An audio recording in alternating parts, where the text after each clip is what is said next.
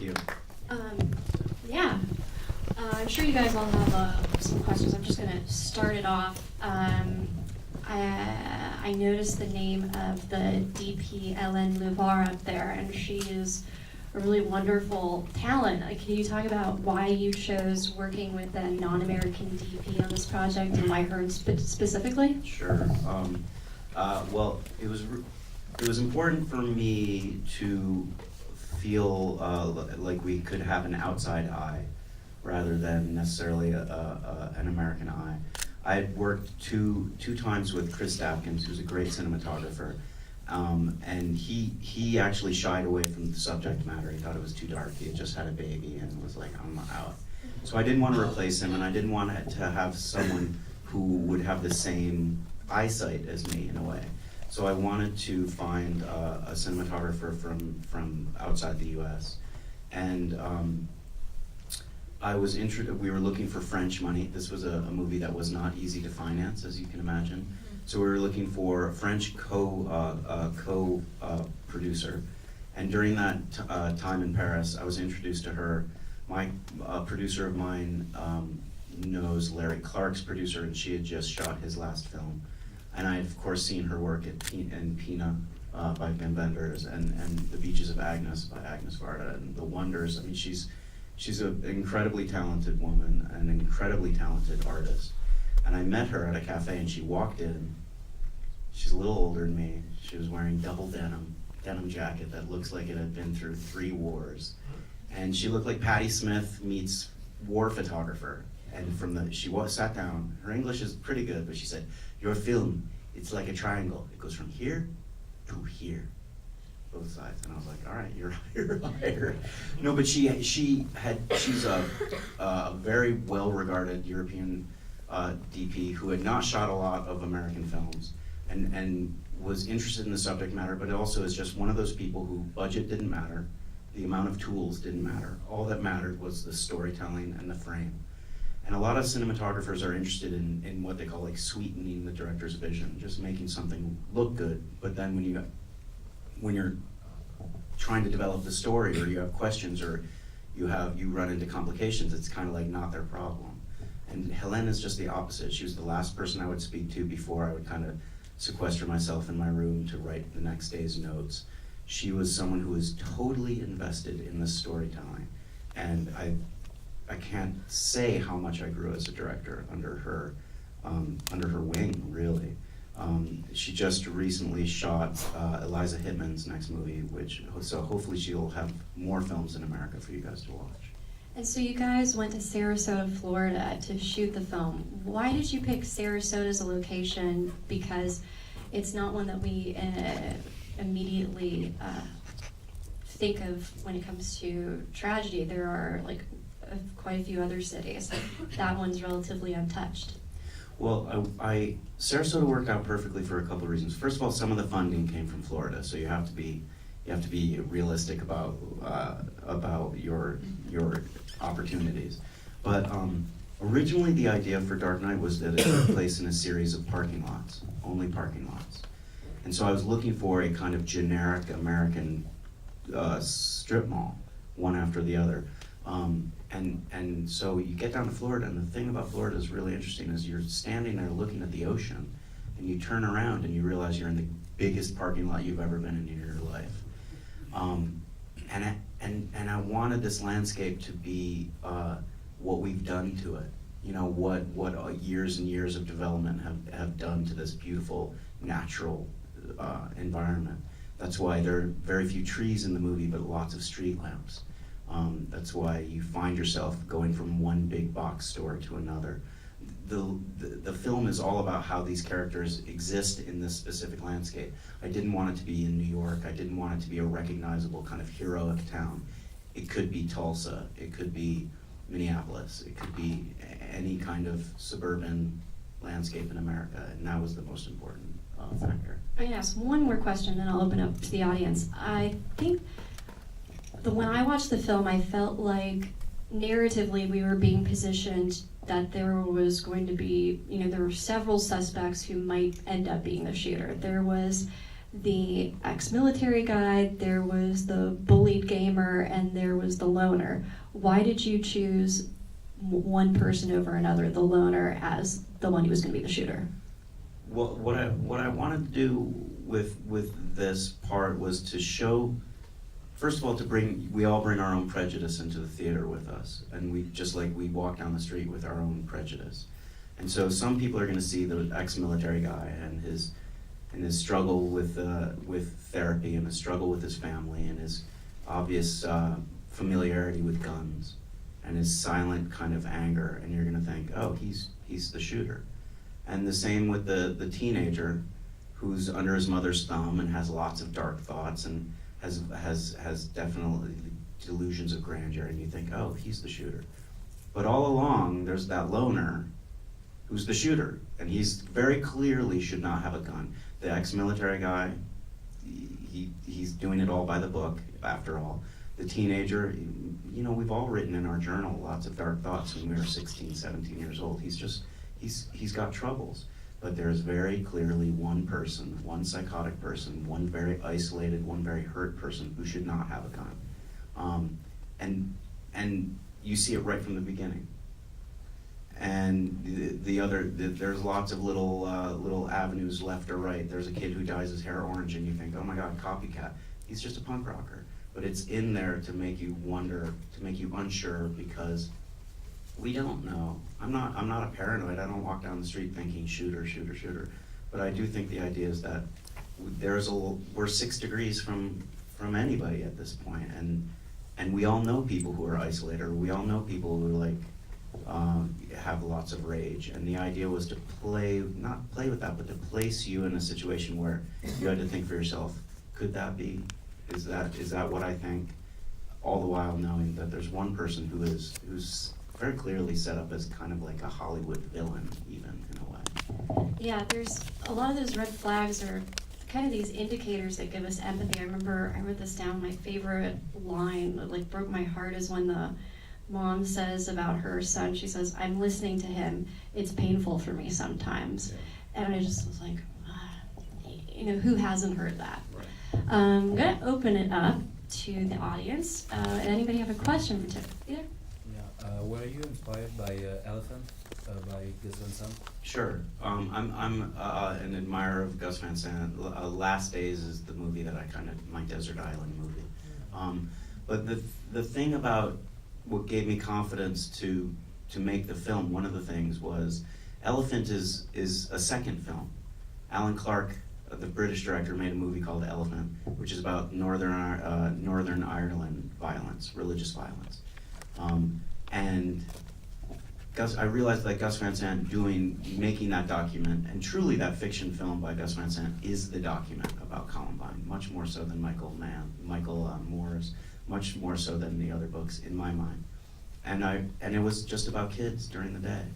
So I realized that, first of all, someone needs to continue the conversation. It's only growing louder in our ears every day.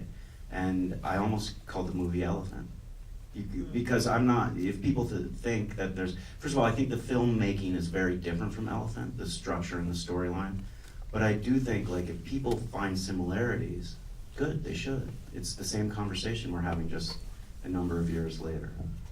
And the films are really talking to each other. That's a great idea, having all the movies named Elephant. I mean, Dark Knight is a wonderful title as well, but I like that. And everybody should watch Alan Clark's movies if you haven't already.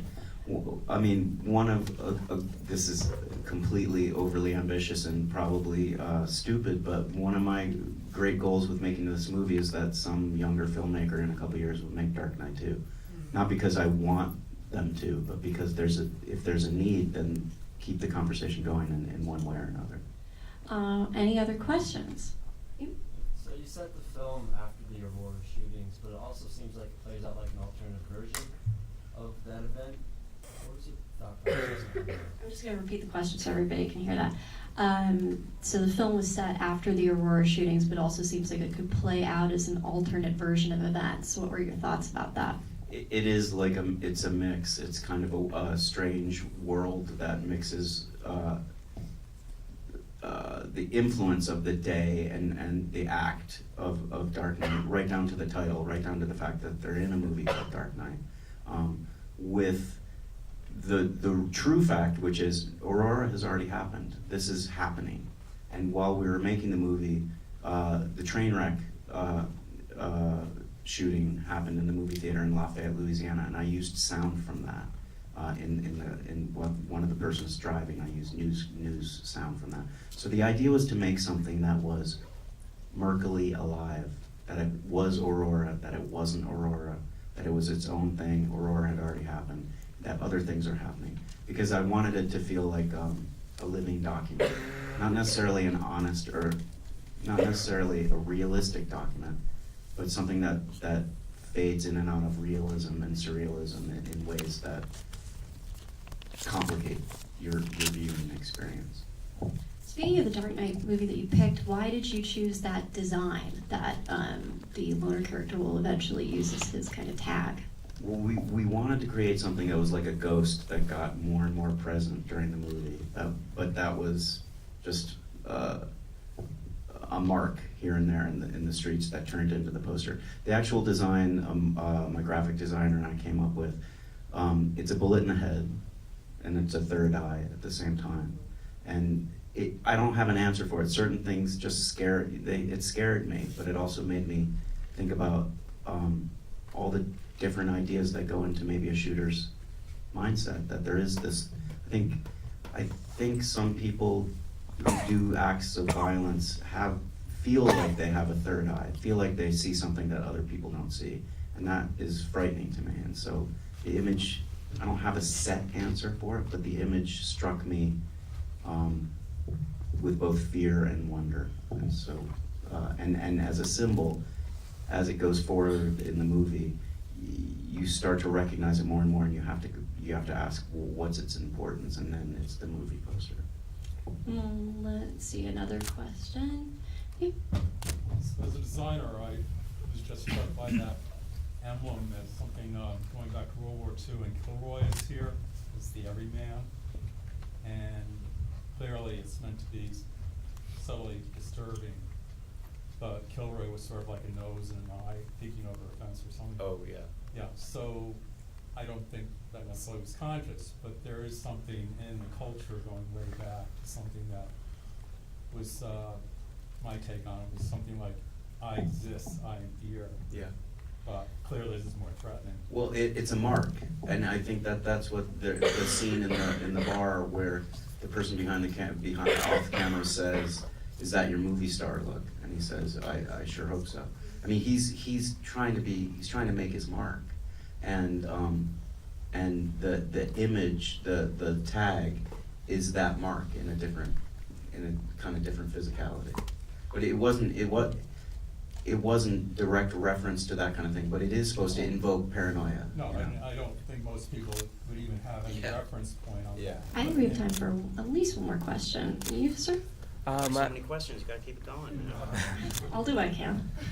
My question is, the film kind of seems kind of like a documentary sort of feel to it, and then the relationships that these characters had with the interviews and stuff like that was very authentic. How did you create that while you were working with the actors? How did you create that? It's a documentary. Let me just repeat that question. Oh, sorry. How do you create that documentary-like authenticity?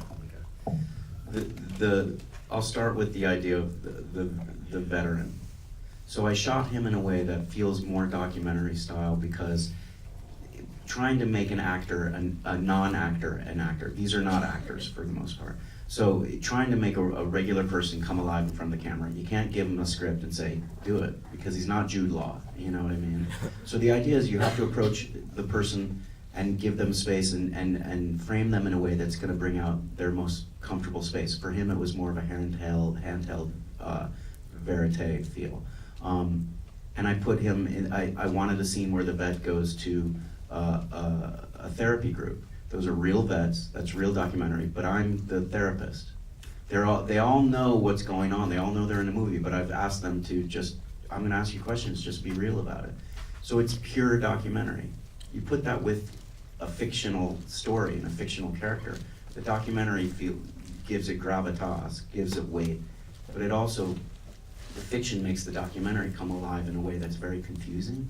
Not confusing like, what's going on here, but confusing like, is this real? The interview for them, that's a real mother and son, they're not actors, and the 15-minute take that is, you know, maybe someday in the extras, according to the distributor, I haven't asked him yet, but is a fascinating look at a mother and son's relationship being exposed. Set next to the idea of, why is this interview happening? What did he do? What is he going to do? The documentary complicates the fiction, makes it richer, makes it deeper, makes it more real. And then the fiction changes what this documentary about. This isn't just a mother and son talking, like, is he a killer? Like, what is this? It's all supposed to make you feel unsure. It's all supposed to make you feel like you think you know something, but you're learning, and you have to keep learning every frame, every bit of the way. I know Tim's really enjoying this. Let's do another question. You, all the way in the back.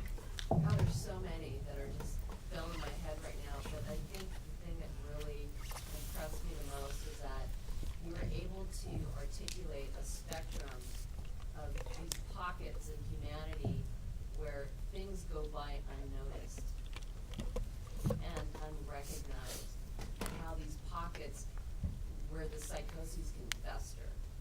But there's this full spectrum of, you know, one person's isolation to an extreme, you know, degree of that, and how in these vast open spaces of like isolationism, it can fester.